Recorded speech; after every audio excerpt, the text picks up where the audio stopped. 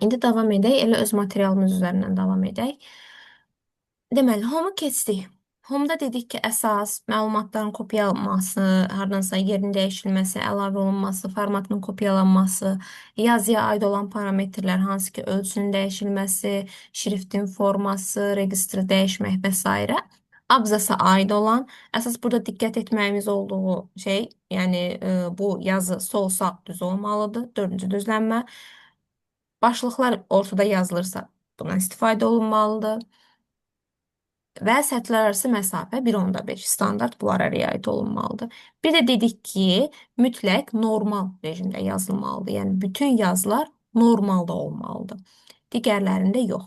Və yaxud da əgər başlıq mündərizat hazırlayacamsa, bunu heading 1, heading 2-dən istifadə edə bilərəm. Find tapmaq istədiyimiz sənədi. Sənətdə istədiyimiz hissəni axtarışa verib tapa bilərik. İstədiyimiz yazı, cümlə, söz və s. Bir sözü başqa sözlə əvəz edə bilərik və yaxud da ümumi sənətdə olan obyektləri, yazıları seçə bilərik. Gördüyümüz kimi ancaq burada yazıya aid olan funksiyalar var. İndi sırf səhifə düzəninə aid olan hissəyə keçirik. Design və layout. Insert-ə qayıdacağım birazdan. Design və layout.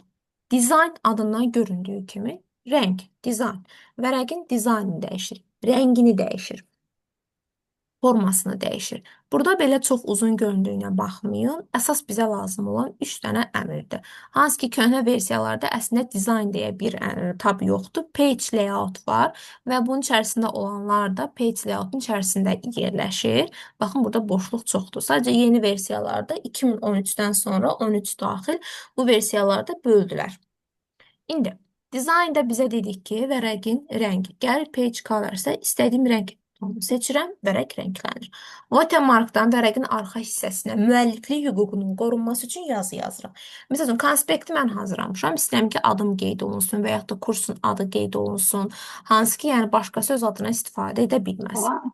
Gəlib seçirəm buradan custom watermarkı, Başlayalım. çünki özüm yaradıram. Fərdi şəkildə özüm istədiyim adı yerləşdirmək istəyirəm. Şəkildə yerləşdirə bilərəm. Bu loqo ola bilər. Və yaxud da mətndə. Teksti seçirəm, mətn. Buradan mətnimizi qeyd, hansı dildə yazacağım, seçirəm Azərbaycan. Hansı yazı? Misal üçün kursun adını qeyd edirik. Hansı şriftdə? Şrifti seçirəm Arial, Calibri, Cambria, Times New Roman və s. hansını istəsəz. Ölçü avto saxlayırıq, yəni maksimum ölçü. Rəngi seçirik. Misal üçün deyək ki, belə yaşıl. Bunu seçəndə biraz açıq rəng, elə ki, kölgəli olur, açıq rəng olur. Seçməsək tünd olacaq. Diagonal yoxsa horizontal, adətən diagonal seçirik. İndi OK vurduq. Baxın, arxa fonda görürsünüz ki, kölgəli yazı yazılır. Bu müəllifin hüququnun qorunmasıdır. Bir də var vərəqi çərçivəyə almaq. Bizdə burada dizaynda. Vərəqin kənar hissəsinə çərçivə əlavə edə bilərik. Gəlirik Page Borders. Buradan seçirəm box, yəni sadə çərçivə. Xəttin formasını seçirəm. Misal üçün belə. Bir ortada qalın, kənarlarda nazik. Rəngi seçirəm. Misal üçün deyək ki, göy rəngdə. Qalınlığı seçirəm, hansı qalınlıqda, tutaq ki, qalsın belə. Və bütün sənədə aid olsun, yoxsa seçilmiş sənədə ancaq birinci səhifəyə və s. buradan seçirəm. Adətən ya bu səhifə olur, yəni hansı səhifədə dayanmışıqsa, misal üçün birinci səhifə ya sonuncu səhifə ora lazım olursa, ya da bütün dokumenti. Bütün dokumenti seçirəm və OK vurdum. Bu şəkildə vərəqi çərçivəyə almış olduq. Yəni özünüz üçün normal belə deyək, vərəq dizaynı, düzəni yarada bilərsiniz. Bir də işarələr var, naxışlar, onlardan da istifadə etmək olar. Əgər xətt istəmirsinizsə, artıq gəlirsiniz. Burada işarələr var. Məsələn, kəpənəkdir, ulduzdur və yaxud da smayliklər falan. Bunlardan istifadə edə bilərsiniz. Ən sonda bu şəkildə naxışlar gedir. Bunlardan istifadə edə bilərsiniz. Elə bil ki, ramka, naxış formasında, bəzək formasında ramka. Bunlardan da istifadə edə bilərsiniz. Amma çalışın ki, çox belə şit olmasın. Sadə çərçivə elə ən yaxşısıdır. Sonra layout. Bu da səhifə düzəni. Bizə burada lazımdır. İlk öncə həmişə ümumiyyətlə yazı yazmamışdan qabaq çalışın vərəqin ölçüsünə baxın. Vərəqin ölçüsünü A4 seçirik. Vərəqin səmtini portret saxlayırıq. Nə vaxt album forması landscape edirik? Cədvəlimiz nədirsə, əgər sütunların sayı çoxdursa, böyükdürsə, vərəqi çevirə bilərik. Məsələn, şəkillərdən ibarət nəsə hazırlayırsa, ayrıca məsəl üçün sertifikatlar falan bilirik ki, daha çox albom formasında olur. O zaman hə, çeviririk. Amma belə normal material hazırlayanda çalışın ki, portret formasında qalsın. Bir də mərcins vərəqin kənar boşluqları, vərəqin kənarındakı boşluqları təyin edirik. Bunun da standartı var təbii ki. Burada normal düzdür yazılıb 2.5 hər tərəf. Əslində bu normal deyil. Bu kompüterə görə normaldır. Normalda bizim normalımız o deyil. Biz gəlirik custom mərcins fərdi, çünki özümüz yaratmalıyıq. Həmişə yuxarı 2, sol 3, aşağıda 2 olur. İndi burada azdır. Aşağıda 2 olur, sağda 1.5. Standart budur. Bəzən deyir ki, sağda 1 elə, o da olar. Amma ən çox bu istifadə olunur. Həmişə sol sağdan çox olur. Sol 3, sağ 1.5 və yaxud da 1. Yuxarı aşağıda 2. Bəzən yuxarı aşağını 1.5 deyirlər. Gəlib buradan dəyişə bilərik. Sonra bir də bizə ən çox lazım olan burada nədir? Ta ki test hazırlayırıq, istəyirik sütun şəklində olsun. Təbii ki, normal bu şəkildə testi yazsaq boşluqlar çox qalacaq, çox vərəq israfı olur və yaxud da PDF şəklində vərəqin sayı çox olur, mane törədə bilər. Ona görə sütunlara bölürük yazını. Hal-hazırda bir sütundur. Lazımsa 2 sütuna çevirə bilərəm. Və yaxud da 3 sütuna, və yaxud da sol çox, sağ az və yaxud da əksinə bu şəkildə çevirmək olar. Bizə lazım olur 2 sütuna çevirmək. Və 2 sütuna çevirdiyimiz zaman avtomatik yazını elə bil ki, vərəqin sol tərəfində yazır. Sığışmayan hissəni də keçir sağda yazır. Və ortadan düz xətt keçirə bilərik. Gəlirik more columns, daha çox kolum, yəni daha çox sütun və burada line bitfini seçirəm ki, orta hissədə xətt keçsin. Xətt əlavə olsun. Bu şəkildə orta hissədən xətt əlavə olunur. İndi bir də bunun mən sizə sırf test variantını göstərəcəm. Materialda eləmirik daha çox. Görürsünüz, biraz yazılar falan böyükdür deyə elə də yaxşı görünmür. Test formasında eləyirik. İndi testi göstərəcəm sizə. Hmm, yəni elə bunu eləyək. Bunun ölçüsü kiçikdir. Test yoxdur burada deyəsən. Dəqiqə. Hə, misal üçün burada proqramdır. Gəlib buradan mən sütunlara ayırıram. Hə, burada daha yaxşı görünür. Ölçü kiçikdir deyə yaxşı formada görünür. Bu şəkildə iki sütuna ayırır və hətta istəsək xətt əlavə edirik. Bunu yadda saxlayın ki, test yazanda iki sütunu ayırırsınızsa ölçünü 14 eləməyin. Bayaqki yazda baxın ölçü 14 deyə çox da yaxşı görünmür. Çünki ölçü böyükdür, yer balacadır, boşluqlar falan çox qalır bəzən. Ya da çox bir-birinə bitişik olur. Ona görə ölçünü 12 eləyin test yazanda. Və həmişə çalışın ortadan xətt keçsin ki, qarışmasın. Line bitvindən ortadan xətt keçirək ki, qarışmasın. Bunun indi xırdalığı da var. Hansı ki, misal üçün bu iki hissə arasındakı boşluq istəsəm onu da artırıb azalda bilərəm. Misal üçün deyirəm ki, yazın eni. Yazın enini artıranda boşluq azalır. Məsələn, mən yazın enini artırdım. Görürsünüz, boşluq azaldı. İstəsəm əksinə kiçildə bilərəm. Gəlirəm kolumsa və burada məsələn, boşluğu artırıram. Boşluğu artıranda avtomatik o biri kiçiləcək. Bir-birindən tərs mütənasibdir. Boşluğu artırın, görürsünüz, buradakı boşluq artdı. İstədiyiniz qədər artırıb azalda bilərsiniz. Amma yadda saxlayın. Çalışın standartınız olsun da. Məsələn, çoxunuz müəllimsiniz də indi burada. Özünüzə aid nəsə material, test hazırlayırsa bir yazı formanız olsun. Yadda saxlayın ki, test yazanda misal üçün 12 ilə yazırsınızsa, bütün testlərinizi 12 ilə yazın. Ta ki, kənarlarına çərçivə qoyursunuzsa, bütün testlərinizdə qoyun. Yəni sizə mənsub olunduğu bilinsin də. Yoxsa birində çərçivə var, birində yox. Birində 12 ilə yazmısınız, birində 14 ilə, birində xətt var, birində yox. Hərəsi bir cür. Elə olmasın. Çalışın hamısı eyni olsun. O sizə də yaxşı gələcək. Həmçinin, yəni baxan kimi bilinəcək ki, hə, bu artıq sizin tərtibatınızdır, sizin hazırladığınız testdir. Ona görə yazıya çox önəm verilir əslində. Belə. Sonra bir də bizdə qaldı indi şəkillərin əlavə olunması. Məsələn, bunu qaytaraq bir sütuna. Deyək ki, mən bura hər hansı bir şəkil əlavə eləmək istəyirəm. Ümumiyyətlə, nəsə əlavə eləyəcəmsə, şəkil, fiqur, cədvəl və s.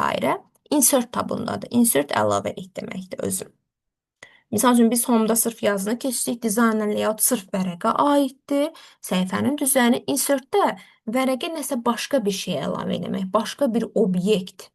Yenə dediyim kimi şəkil ola bilər, fiqur ola bilər, cədvəl, diaqram və s. Hər biri insertdədir. Bizə əsas lazımdır burada şəkil, fiqur və cədvəl. Cədvəli ayrıca indi o biri linkdə izah edəcəm. Biraz uzun gedir. Şəklə baxaq.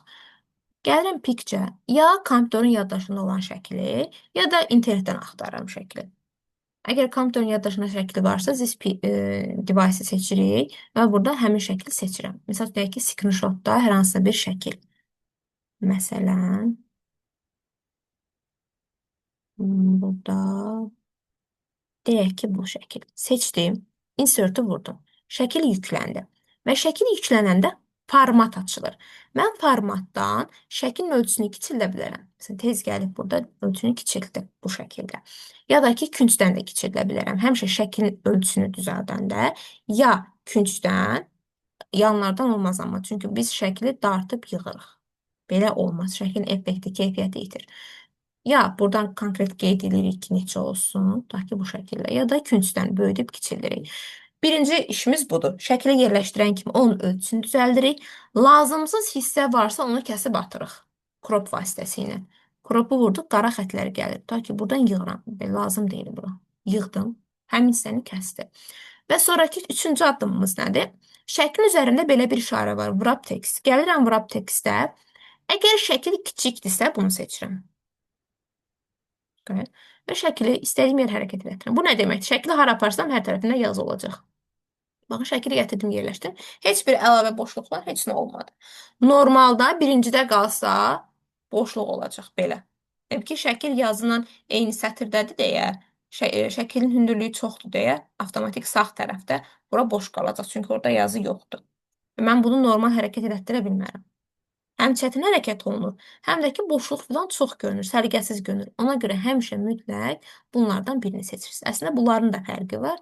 Sadəcə elə birincini seçsəz kifayətdir. Bunu seçdik bu şəkildə. Yox, əgər şəkil böyükdürsə, indi misal üçün deyək ki, belə bir şəkildir. Burada artıq gəlib biz bunu seçirik. Yəni, yazı ancaq şəklin üstündə və altında olsun. Yəni, mən şəkli hara hərəkət elətdirsəm, bunun solunda, sağında yazı olmasın. Ancaq üst və alt hissəsində yazı olsun. Böyük şəkillərdə bunu seçirik. Əsas bizə lazım olan bunlardır. Təbii ki, indi bununla bitmir. Şəkil, effekti filan var və s. Bunları indi hamısını təbii ki, vaxt çatmır. Sırf sizə nə lazımdırsa, əsas onları qeyd edirəm. Bir də əlavə fiqur. Yəni internet üzərinə şəkildə deyim. Online piksəyə daxil oluruq. Tutaq ki, şəkil kompüterin yaddaşınızda yoxdur. Birbaşa internetdən yükləmək istəyirsiniz. Misal üçün, burada deyək ki, kompüter. Məndə ingilis dilində açılır deyə, yəni bütün sistem dili ingilisdir, ingilis dilində axtarışa verirəm. Sonra kompüter şəkilləri gəlir, istədiyimiz birini seçib, insert vururuq, həmin şəkli əlavə etmiş olur. Yenə ölçünü dəyişirik, yenə eyni şeydir bayaqkı. Ölçünü dəyişib, wrap text-ilə düzəldirik. Məsələn, böyükdürsə şəkil bu şəkildə eləyə bilərik.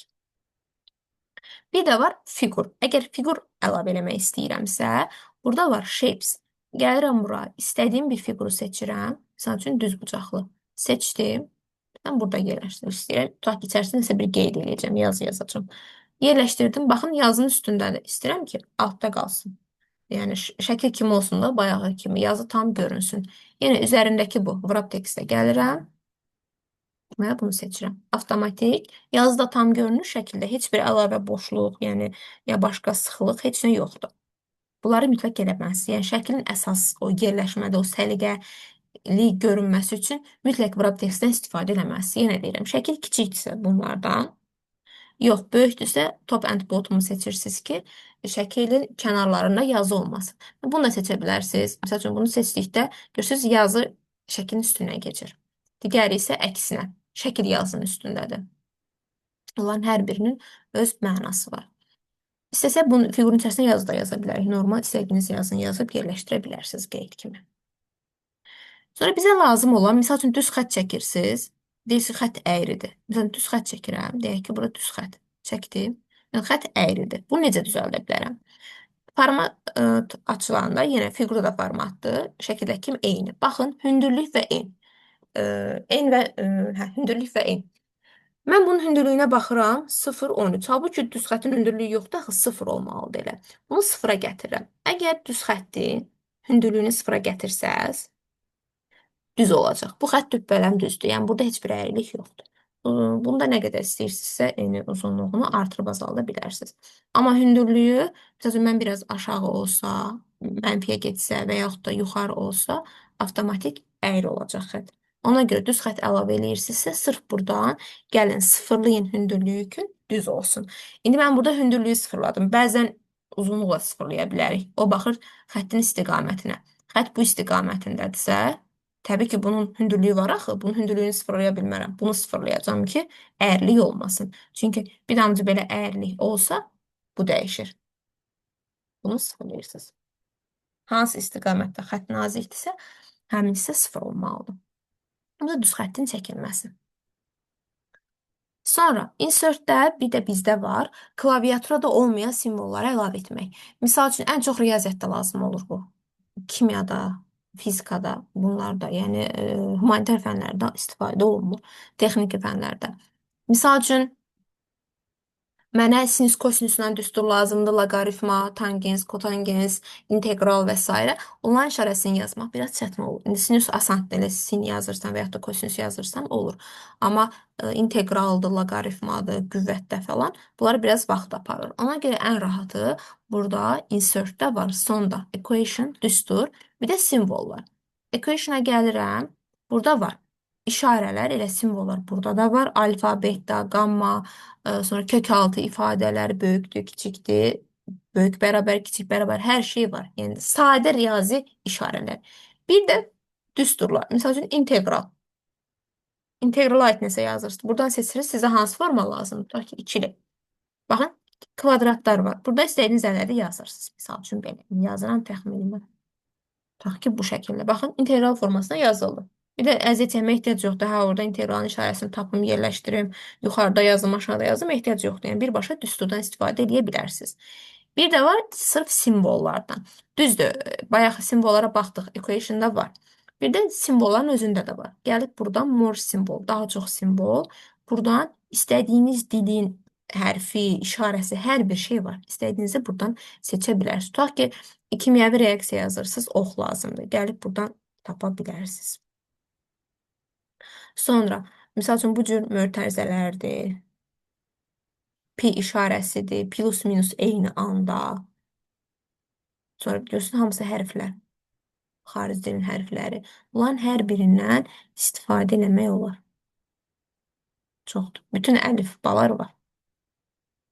Əgər istədiyiniz yazmasanız, bəli. Bəs asıllıq qrafiklərini biz özümüz çəkməliyik, yoxsa onda hazır versiyası var? Asıllıq qrafikini əslində hazır versiya Excel-dədir. Burada amma özümüz çəkməliyik. Özünüz əgər Word-də çəkmək istəyirsinizsə, özünüz çəkməlisiniz. Fiqurlardan ibarət. Misal üçün göstərim bilin. Amma biraz çətin olur. Excel-də rahatdır. Elə bir ki, nümunə kimi yazırsınız. Tutaq ki, deyək ki, nəyin asıllığını istəyirsiniz?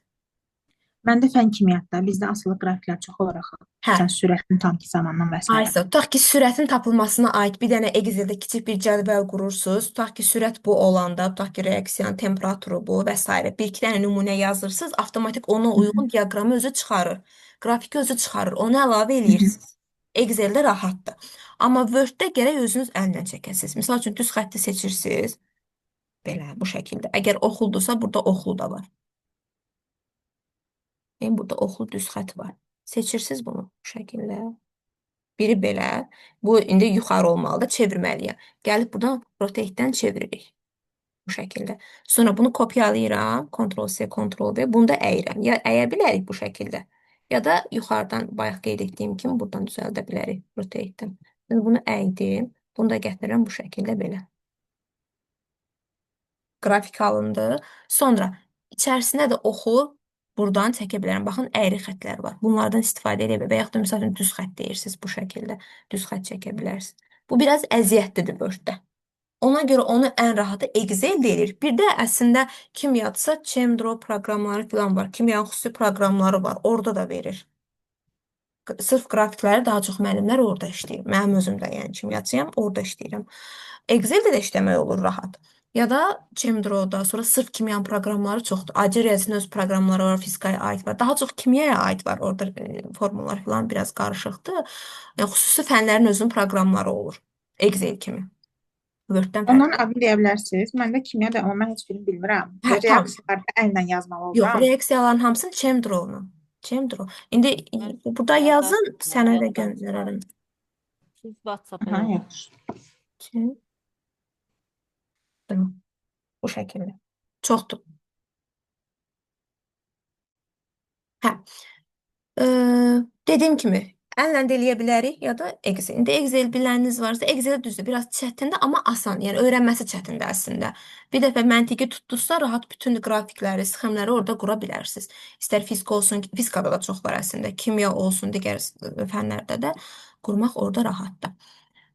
Sonra bir də bizdə burada əsas lazım olan header, footer və page number bunlardır. Page number səhifə nömrəsidir. Sənədə istədiyimiz nömrələməni apara bilərik sənəddə. Gəlirəm page number yuxarıdan, aşağıdan, kənardan, dayandığımız mövqedən. Daha çox yuxarıda sağı seçirik ya da aşağıdırsa orta ilə sağı seçirik. Aşağıda seçirəm orta. Seçdim. Vəsiyon. İkisidən çıxıram. İndi baxıram. Ha, bu birinci səhifədir. Aşağıda yazılıb 1. İkinci səhifədə isə 2. Üçüncü səhifə 3. Bu şəkildə nömrəliyim. Bəzən olur ki, mənim birinci səhifəm üz qabıqdır. İstəmirəm nömrə orada görünsün. Yəni, nömrə görünməsin. Bu zaman gəlirəm bu nömrənin üzərinə. Bayaqki açıldı yenə. Different first page. Bunu seçirəm. Bu o deməkdir ki, birinci səhifə digərlərinə fərqli. Yəni, birinci səhifədə nömrə görünməyəcək. Digərlərində amma görünəcək. Daha çox konspekt falan yaranda həmişə birlikdə yüz qabığında nömrə olmur. Əslində sayılır. Bir sayılır o, amma görünmür. Çox vaxt onun üstünə ağ fiqur qoyurlar ki, nömrə gizlənsin. Əslində elə əziyyətə ehtiyac yoxdur. Buradan birbaşa seçirik ki, birinci səhifədə görünməsin. Ya da misal üçün istəyirik ki, bu 1 deyil, bura 2 yazılsın. Yəni birinci vərəqimizin nömrəsi 2 olsun. 2, 3, 4, 2-dən başlasın. Bu zaman gəlirəm insert-ə, page number, format page number və burada start ətə 2 yazıram. 2, avtomatik 2-dən başlayacaq. 2, 3, 4 bu şəkildə arta-arta gedəcək. Bir də var header, footer. Header yuxarı, footerda aşağıda təkrarlanan başlıqdır. Misal üçün, siz konspekt hazırlayırsınız və bütün səhifələrdə öz adınızın olmasını istəyirsiniz. Olur da bütün səhifədə sonunda öz adınız qeyd olsun və yaxud da yuxarıda tutaq ki, kursun adı qeyd olunsun və s. Yuxarıda istəyirsə header, aşağıda footer. İndi aşağı ehtiyac yoxdur, nömrə yazmışam. Çünki eyni anda olmur. Olur əslində bəzi növlərində, amma eyni anda eləmirik. Seçirəm header. Bir dənə yazı olacaq, 3 dənə yazı, yoxsa küncdən yazı, ortadan yazı. İstədiyim formanı seçirəm. Misal üçün, 3 dənəlik yazı. Yazıram burada.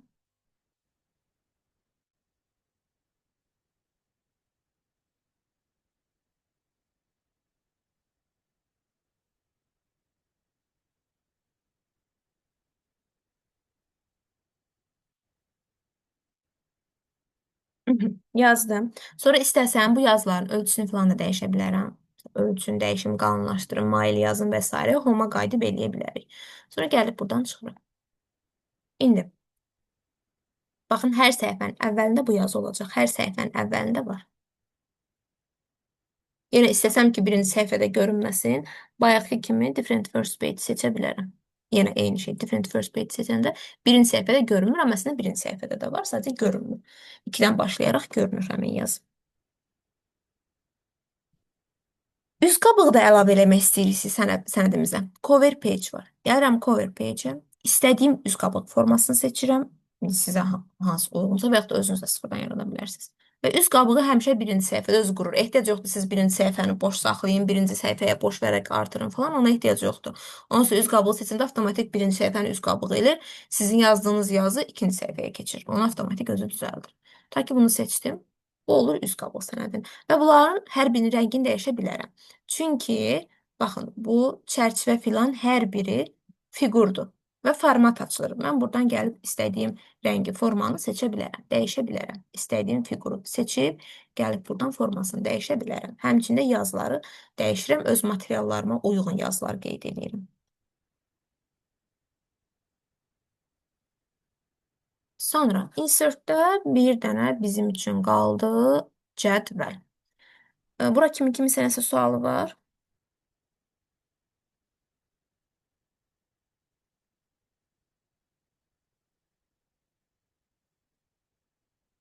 Tamam. İndi yenidən qoşulun, zəhmət olmasa cədvəldə keçək. Elə indi qoşulun, ehtiyac yoxdur gözləməyə.